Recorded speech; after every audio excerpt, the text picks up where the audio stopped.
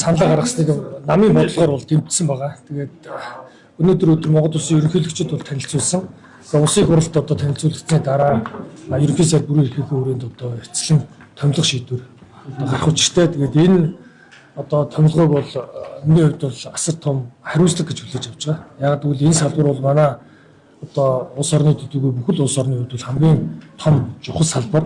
Хүнсний салбар, хөнгөн үйлдвэрлэлийн салбар, жижиг дунд үйлдвэрлэл, хөдөө аж ахуйн салбар гэдэг бол одоо олон мянган хүний одоо хамгийн хийж чадах монголчуудын одоо ажиллаж чадах, үр хөдөл гаргаж чадах энэ салбараа. Тэгээд энэ салбарыг тэтгэх бодлогыг нөхөн сэргийгдэхгүй одоо баялаг буюу уул уурхайн баялагаас, газрын хэвлэлийн баялагаас орж байгаа орлогоос энэ нөхөн сэргээгддэг хүнс хөдөө аж ахуйн салбарыг одоо тэтгэхэд дэмжих зориулсан юм одоо тогтолцоо бүрдүүлэх асуудал хамгийн чухал байгаа. Түүнээс биш төсвөөс одоо нэг хэр хэмжээний дэмжлэг үзүүлэн татвар төлөгчдийн хөрөнгөөс эргээд одоо энэ аж ахуйн нэгжүүд хувийн хвшлийг дэмжих зориулсан. Энэ нь өөрөө тийм төсвөөс аль нэг одоо дарга сайдаас хамааралтай байгаа учраас энийг одоо өөрчилж энэ уул уурхайн баялагаас нөхөн сэргээгддэг энэ салбар руу оруулах энэ бол хамгийн чухлаа. Ингээд төрийн одоо үндсэндээ оролцоо багтаагаар энэ хувийн хвшил өөрөө санхүүжилт дэд үтц газар олголт гэдэг бүх одоо дэмжлэгээр хөгжөөд явах боломжтой гэж үзэж байгаа. Нэгт хоёрт нь бол энэ Евразийн одоо хилцээрийг эцлэх одоо энэ асуудал одоо яригдж байгаа. Тэгээд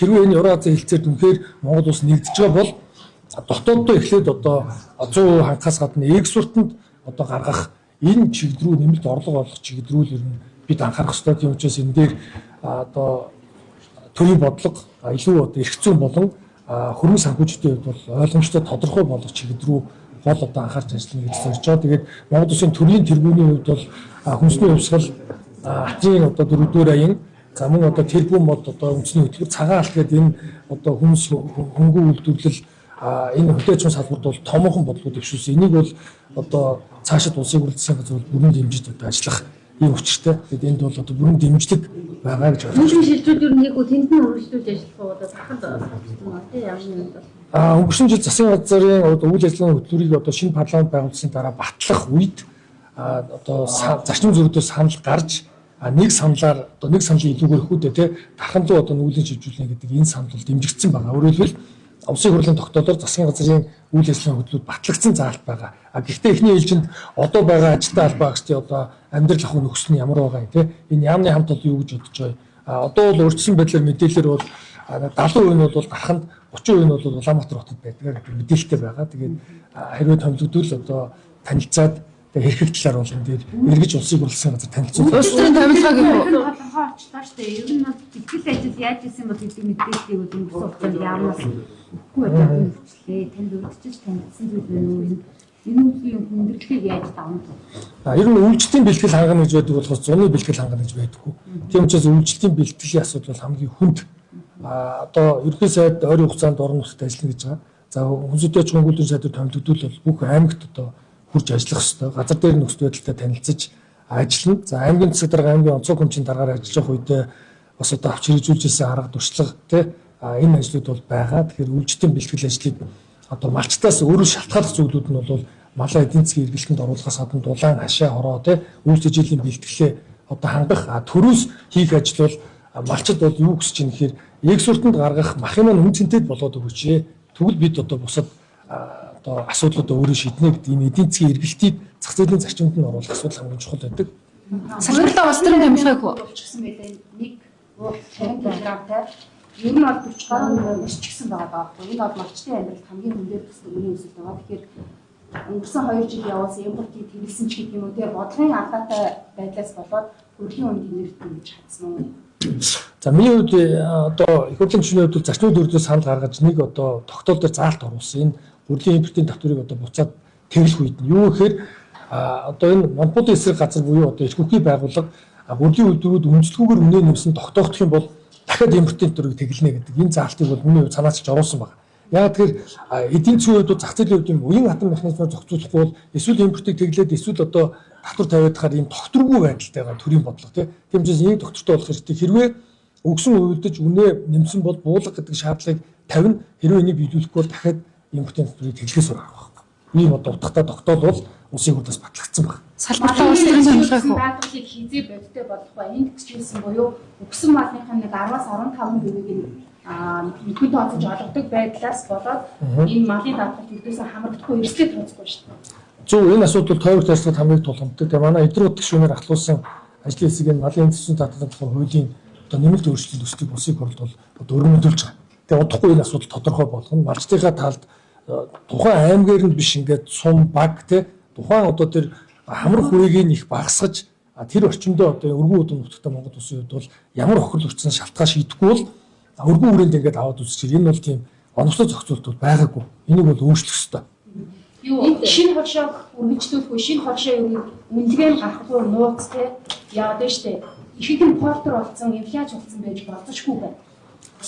Шинэ хоршоо өдрүүд эхний ээлжинд нөгөө мал үржлийн мал худалдан авах гэдэг энэ ангиллаар бол зээл болгох зогсоосон байна. Хоёрдугаар сая улсын хурлаас улсын төсвийг батлахдаа шинэ хоршоо хөдөлгөөнийг хэрэгжүүлэх зориулсан хөрөнгийг бол үлэм хэмжээгээр одоо багасгасан. Ер нь цаашдаа илүү тийм одоо дундын хоршоо хэлбэрээр буюу тэр анхны одоо бүтээгдэхүүн бэлтгэн нийлүүлж байгаа энийг өндөр зохион байгуулалтанд оруулж эндээсээ үйлдвэрлэлөө шийдвэрлэх гэдэг энэ зарчим руу илүү одоо явуулах бодог бол цаашдаа барина. Яг алдаатай оноотой зүйлүүд бол байгаа. Гэхдээ хамгийн чухал нь энэ монголчуудын нэг давуу тал бол одоо бүгд ийм бизнес эрхлэх хүсэл тэмүүлэлттэй байгаа нь их маш өндөр үзүүлэлт байгаа. Гол нь энийг зөвлөн туслах үйлчлэгээр буюу одоо дасгалжуулагчтай тамирчин амжилт үзүүлэлттэй адилхан ялангуяа бизнес дөнгөж эхэлж байгаа, гарааны бизнес эхэлж байгаа энэ жижиг дунд үйлдвэрлэл хошооны одоо энэ бизнес эрхлэгчдийг маш сайн чадварчууд суулж өгөх хэрэгтэй байгаа.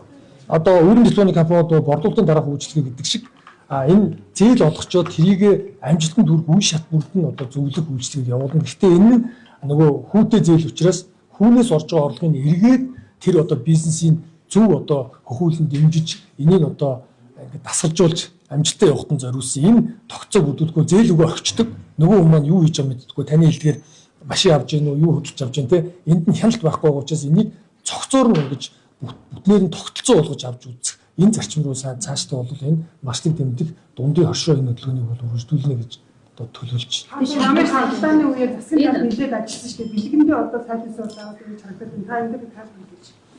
Тийм зүйл байхгүй. Миний хувьд бол зөвийн талд байсан. Өөрөөр хэлбэл Монгол Улсын үндсэн хуулийг одоо зөрчихийг болзошгүй гэдэг энэ эсрэг байсан. Намын одоо их мэдлийг ашиглаж хэн нэг хүнийг одоо намаас үзлөөдөө илэрхийлсэн төлөө хөөдөг тийм үү? Намаас гаргадаг энэ асуудлын бол эсрэг байр суурьтай байсан. Эрчимсэн мандат хөгжүүлэх чиглэл ямар бодлогоор Ногоон тэжээл тариалах үйл ажиллагааг бид нэмэгдүүлэх хэрэгтэй. Тэгэхгүй бол энэ бэлчээрийн даац одоо хэтэрсэн.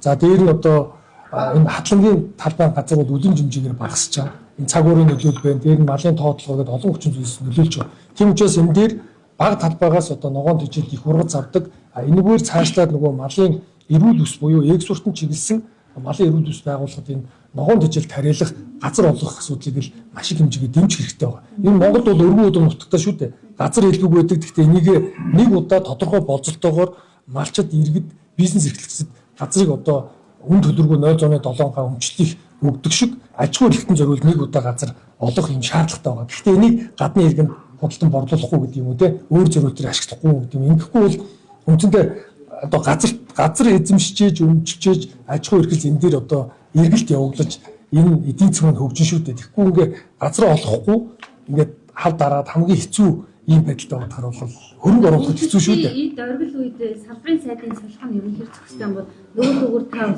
шинэ хүн учраас ажиллагаа танилцуулах цаг энэ төр дээр буцсан юм байна. Та хэр энэ салбарт өөрийгөө туршлагатай гэж үзэж байна? Төрийн ажил бол залгамж чанарын дагуу явах хэрэгтэй. Яг нь одоо ерөнхий сайдын хувьд бол төвшүүлсэн танилцуулгадаа аймгийн засаг дараагаар 3 удаа сонгогдсон ажиллаж байсан учраас төвшүүлсэн гэж байна. Дээр нь яг Дорн аймгийн хувьд бол хамгийн том нутаг дэвсгэртэй 3 аймгийн нэг. Тэгээ хөдөө аж ахуй газар тариалан одоо экспорт олон боомттой гэдэг олон ийм одоо хүчин зүйлүүдтэй тулж ажиллаж байсан. Малын өвчлөл одоо хамгийн их гардаг бүс нутаг байсан. Тэгээ энэ үднээсээ одоо аймгийн засаг дараагаар 3 удаа сонгогдсон ажиллаж учраас энэ хөдөө ажиллаж исэн, хөдөө орон нутаг төрж өссөн амьдрал мэднэ гэдэг үднээс одоо тэмцсэн бахаа. Та салбартаа очиж улс төрийн томилгоо их үү? Эхлээд томилогдоогүй байна. Тэгээ томилогдсны дараа одоо танилцсан, тий ажилтнаа танилцсан. Тэгээд үнэхээр одоо улс төрийн томилгоо гэдэг утгаараа биш, ажлын шалгуураа хангаж ажиллаж чадчихвал үргэлжлүүлэн ажиллах ёстой. Үнэхээр ажлаа одоо хэрэгжүүлж чадахгүй, шаардлага хангахгүй, зорьсон зорилтоо хэрэгжүүлэхэд хангалтгүй байвал одоо тэгээд өөрчлөлт юм. За баярлалаа. Баярлалаа.